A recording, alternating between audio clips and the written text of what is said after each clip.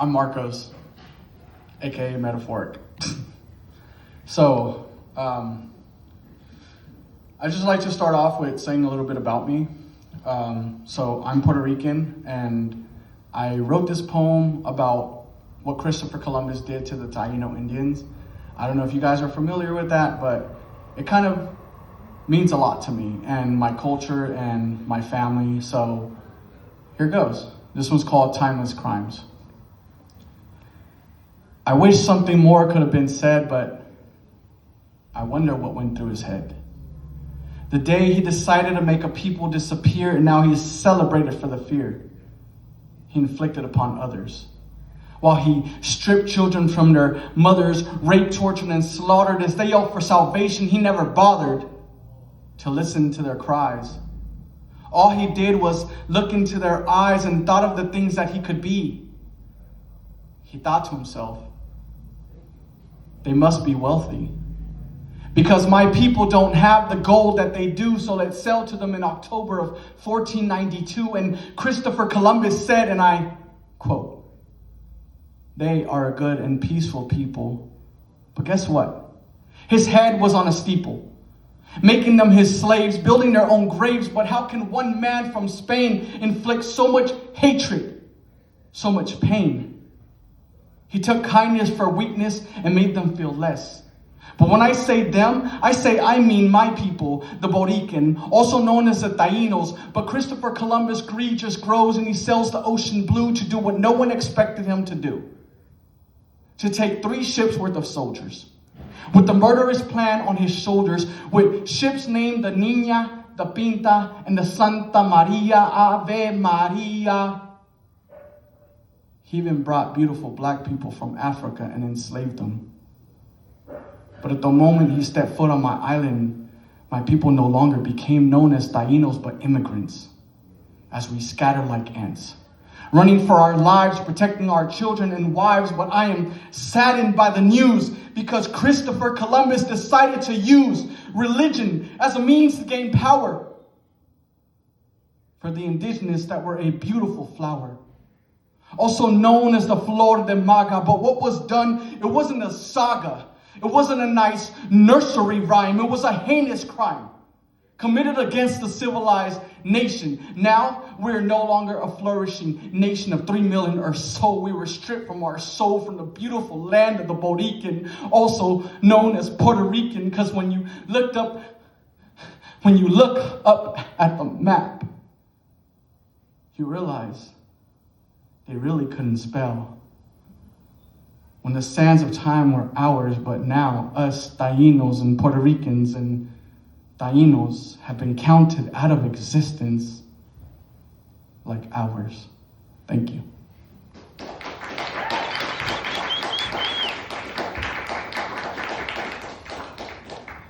So not only am I Puerto Rican, but I am also a veteran.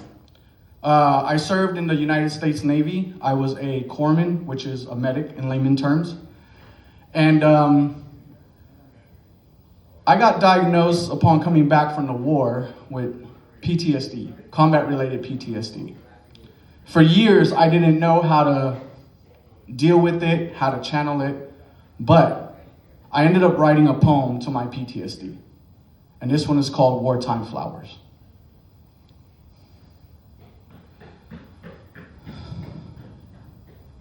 Orchids bloom through my war-torn mind. Tulips growing from the ravages of that war. Bombs blasting through the thoughts like forget-me-nots.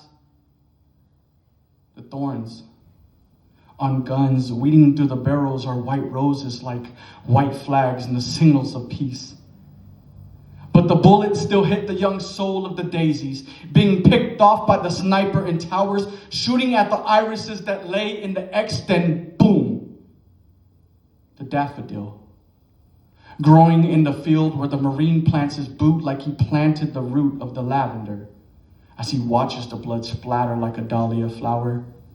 Trying to keep his composure in a cold weather storm with hands in foxgloves and marigolds springing up to keep him warm, but there stands another.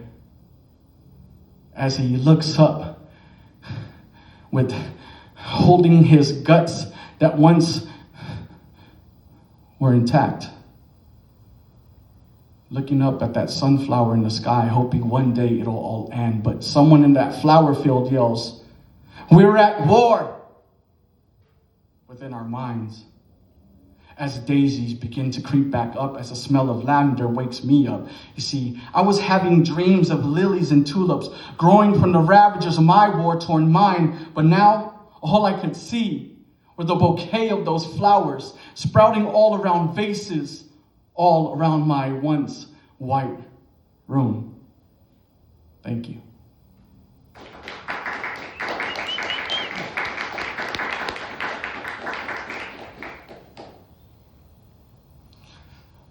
I'm kind of debating on doing this one. I'm actually a graduate from Sacramento State. I graduated with a bachelor's in creative writing.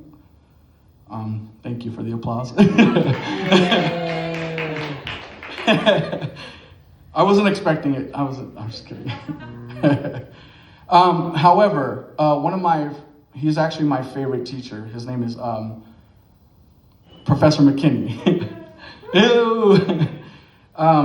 We were in the same class, obviously. So he gave us this assignment, and he told us to write about death and dying. And being a veteran, I took this topic and it bothered me. Like, it bothered me to a point where I cried and I cried and I cried because I have dealt with it. I wrestled with it, and I try to bring people back to life as a medic for the Marine Corps. So, this poem I'm about to read is called "A Friend I Made in the War."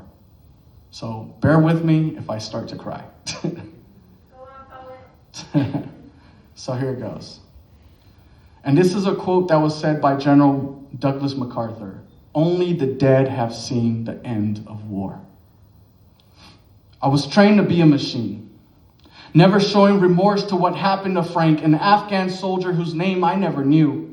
You see, I turned 23 that summer in a war-torn land, where mud huts surrounded the perimeter of our base, preparing my aid station inside of the medical tent where I lived for 9 months. Tourniquets, gauze, IV bags, morphine, the necessary ingredients for a young corpsman like me. We had a plywood-made floor. The plastic of the tent covering the tan color of the wood, it was so fragile, any slight movement made it feel like an earthquake.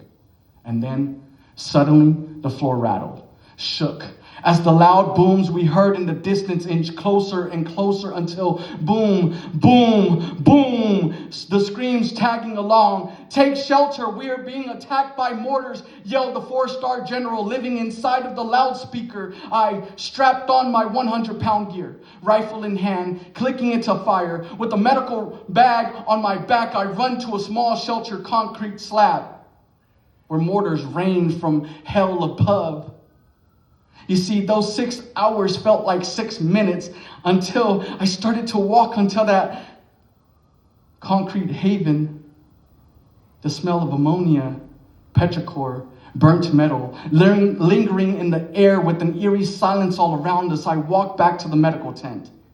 But along the path, I see frozen eyes, limbs with no owner, intestines and brains scattered on the reddened sand. I enter my tent, drop my gear, and then I meet Frank. Brought in by Afghan soldiers, his blood dripping like a faucet with a bad leak onto our floors. His body thuds on top of my gurney. Wrapped like an Egyptian mummy in a tattered blanket, I unwrap Frank slowly. His once lively eyes frozen, left side of his head missing, a tennis ball-sized hole exposing the right side of his brain. I clean Frank up and put a Chuck's pad under his head, and as his brain flops out onto the floor, I pick up his brain and stuff it back in, then run outside to vomit last week's MRE. I go back to wrap up my friend's head with gauze to prepare him for his final departure. You see, Frank must have known that I returned his brain because I am still on his mind. Because as he thinks of me, I am sitting in a dark room with no visibility, but as I see him, he is standing at the foot of my bed. Head tilted to the side, battle dress, blood dripping from his head as I smell and taste the metal. Smell the aroma of the sand stinging my nostrils. You see, Frank is dead as I pinch myself awake, convincing myself that he is still dead. Thank you.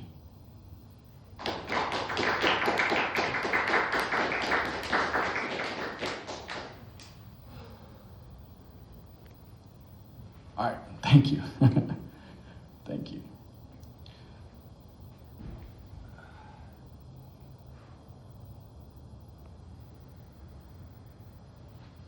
All right, I have two more for you guys, and then, yeah.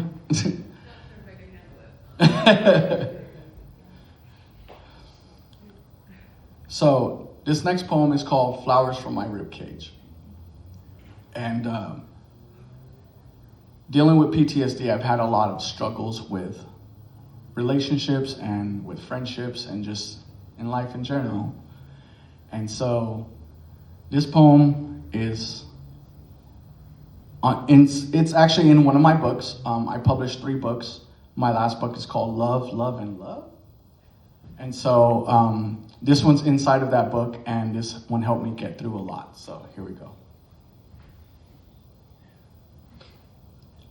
She wanted a bouquet from the flowers that bloomed from my rib cage as she planted red flags upon the soil of my heart like red roses that suffocated for the sun.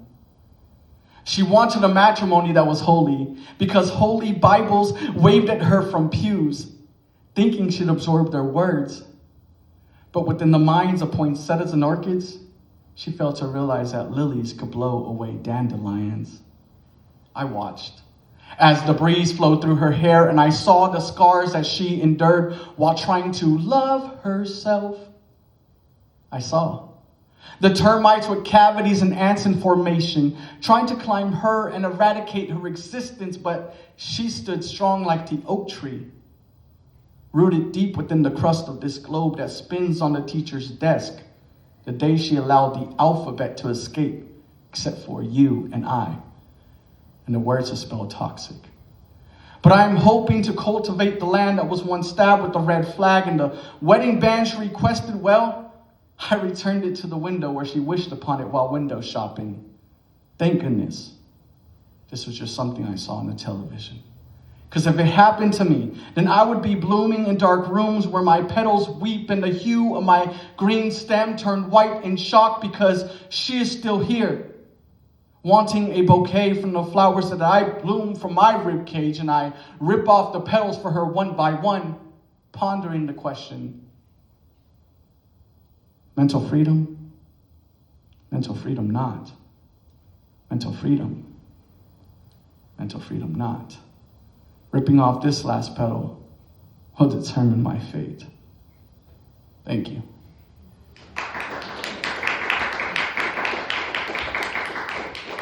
All right, so here's a lighthearted poem. Actually, I'm gonna do this other one. Sorry. So, normally I like to take random words from people and I like to transform a poem in my head. So, tonight I had some volunteers to give me words and they're sitting right there. So the words that I got were actually, are you guys ready for this actually? Yeah? You guys ready for this?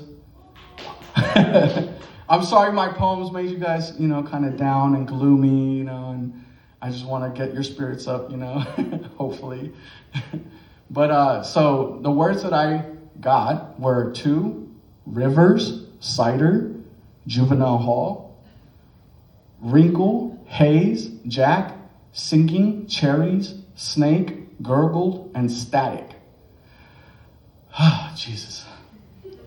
So, I'm going to need a little participation from you guys, okay? You guys ready? Yeah. Okay, so I'm going to need some help. So, I have this mantra that whenever I'm nervous, I like to say it, because this is going to make me nervous. I've been up here, doing my whole spiel, but I'm still nervous. And I have a mantra. So if you guys could repeat that mantra after me, it would be awesome. You guys ready? Okay, here it goes. Listen to it first and then repeat after me. And if you guys butcher it, it's okay. So here goes. Here goes. I'm not a wordsmith, but a smith of words, causing the metamorphosis of butterflies to birds. You guys get it? Okay, here we go. One more time, okay? I'm not a wordsmith, but a smith of words, causing the metamorphosis of butterflies to birds. All right, you guys ready? You guys ready to repeat it? Yeah. Okay, here it goes. I'm not a wordsmith, causing the metamorphosis. There you go. So here it goes. They say that we were two lovers, but really, we were probably only two givers of the same heart, two souls looking across the river that crossed along our souls like that moment that told us that we were cold. Cold like the cider that sat upon my lap. You see, I don't remember the moment that I stared at your picture frame on the walls of my juvenile hall. It must have been the time that we spent together. It must have been the time that they said that we were two givers upon this river, two givers of the same heart. But it could only be a wrinkle in time. While we stared at each other through the haze, through the fog of every single word that we said to each other, and it was a daze. You see Jack over there? You see Bill? You see Tommy, all doing jumping jacks while jumping Jack, and Jack jumped for fun too. Did you know that? He was singing in tune. Did you know that? Singing in tune because he would pick cherries from the trees. Did you know that? That Jack would pick cherries from the tree and Jack would jump in tune. Do you remember that small little thing that we would say called Jack and Jill? But you see, Jack and Jill never really went up the hill. They got stopped at the tree and saw the snake. He slithered, he gurgled, but it all sounded like static to me. Thank you. Yeah.